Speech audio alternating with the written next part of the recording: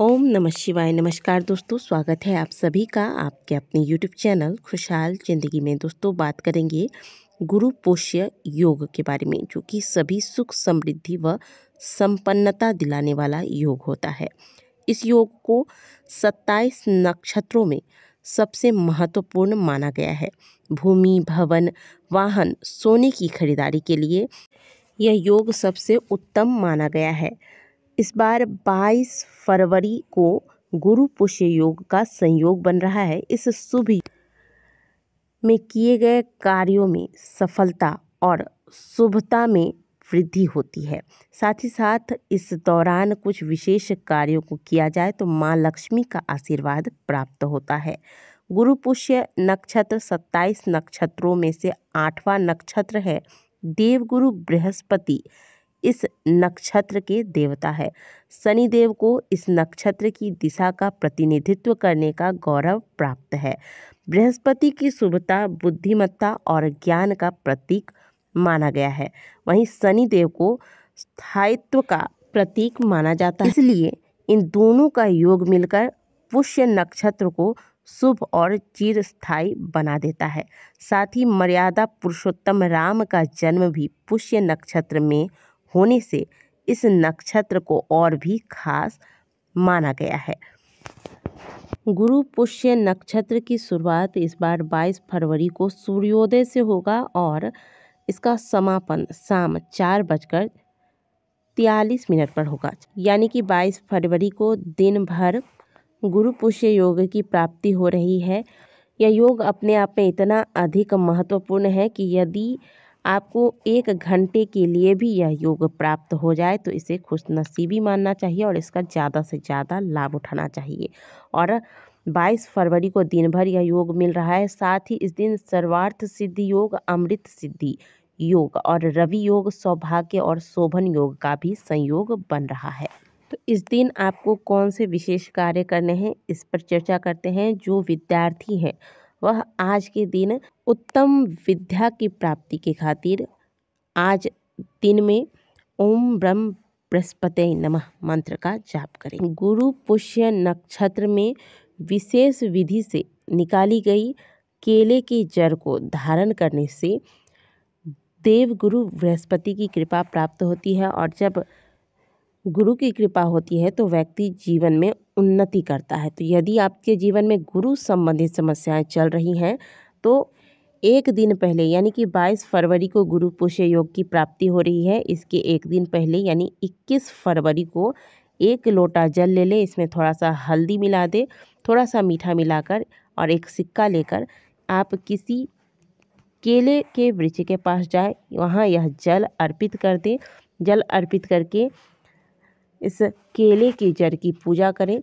पूजा करने के पश्चात प्रणाम करें और अगले दिन यानी कि 22 फरवरी को आप इसी केले के वृक्ष की एक जड़ निकाल कर लाएं। छोटा सा जड़ आप निकाल लें और इसे धोकर साफ कर लें और फिर विधि पूर्वक भगवान विष्णु की पूजा, जैसे कि हम भगवान विष्णु की पूजा पीले चंदन, पीले पुष्प, पीली मिठाइयों, पीले फल द्वारा करते हैं, उसी विधि से पूजा करेंगे। भगवान को हल्दी अर्पित करेंगे और जिस प्रकार से भगवान की पूजा करेंगे ठीक उसी प्रकार से इस केले के जड़ को एक पात्र में रखकर भगवान के समक्ष रखेंगे और इस पर भी हम हल्दी, पुष्प, अक्षत, धूप, दीप दिखाएंगे।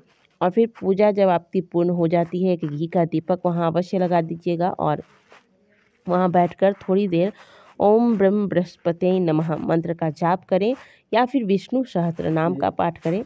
जब आपकी पूजा पूर्ण हो जाए इसके बाद इस केले के जड़ को आप उठाएं और किसी ताबीज़ में, यदि आप ताबीज़ में भर के पहन सकते हैं तो ताबीज़ में पहने, नहीं तो एक पीले रंग के वस्त्र किसी सूती के कपड़े में बांध कर अब इसे आप अपने बाजू में या फिर गले में धारण करें। इससे देव गुरु बृहस्पति की कृपा जातक पर होती है। बृहस्पति संबंधित जो भी आपकी समस्याएं आपकी कुंडली में है वो सभी समस्याएं समाप्त होती है। गुरु बलवान होता है और जीवन में खुशियों का आगमन होता है। तो ये कार्य आप अवश्य कर सकते हैं। आपको अलग से गुरु ग्रह को मजबूत करने के लिए कोई और रत्न धारण करने की आवश्यकता नहीं पड़ेगी।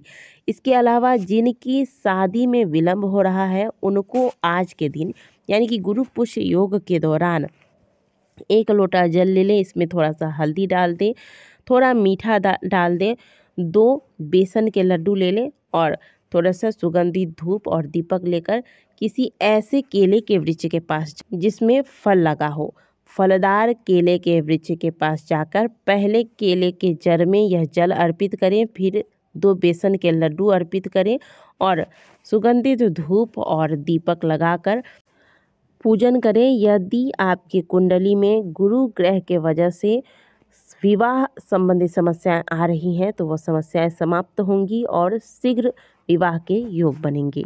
इसके अलावा आज अपने मस्तक पर हल्दी का तिलक लगा लें और दिन भर सोते बैठते उठते जागते जब समय मिले तब ओम ब्रह्म बृहस्पति नमः मंत्र का जाप करते रहें। आज के दिन पीले रंग के वस्त्र धारण करें तथा भोजन में शुद्धता रखें। भगवान विष्णु की विधिवत तरीके से पूजा अर्चना करें और अगर आप गुरुवार का कोई नियम आरंभ करना चाहते हैं तो इसी गुरुवार से आरंभ करें और लगातार इन नियमों को करते रहें। आपकी जीवन में गुरु संबंधित कोई समस्या आपको परेशान नहीं कर सकेगी। यदि आप किसी विशेष प्रकार की खरीदारी करना चाहते हैं यानी कि सोने चांदी की खरीदारी करना है आपको या फिर कोई वाहन लेना चाहते हैं, किसी ज़मीन की रजिस्ट्री करानी है, घर लेना है, तो इसके लिए भी गुरु पुष्य योग अत्यंत शुभ है। बहुत सुंदर दिन है। आज के दिन आप इन कार्यों को कर सकते हैं। आज के दिन लिए गए धन में वृद्धि होती है, यह धन स्थिर होता है। तो आज ये कार्य भी आप कर सकते हैं। तो पूरे दिन गुरु पुष्य योग की आपको प्राप्ति हो रही है और इन कार्यों द्वारा आपको देव गुरु बृहस्पति की कृपा प्राप्त करनी है। दोस्तों वीडियो अगर आपको अच्छी लगी है तो वीडियो को लाइक ज़रूर कीजिए। कमेंट बॉक्स में हर हर महादेव अवश्य लिखिएगा। मिलते हैं आपसे अगली वीडियो में, तब तक के लिए ओम नमः शिवाय, हर हर महादेव।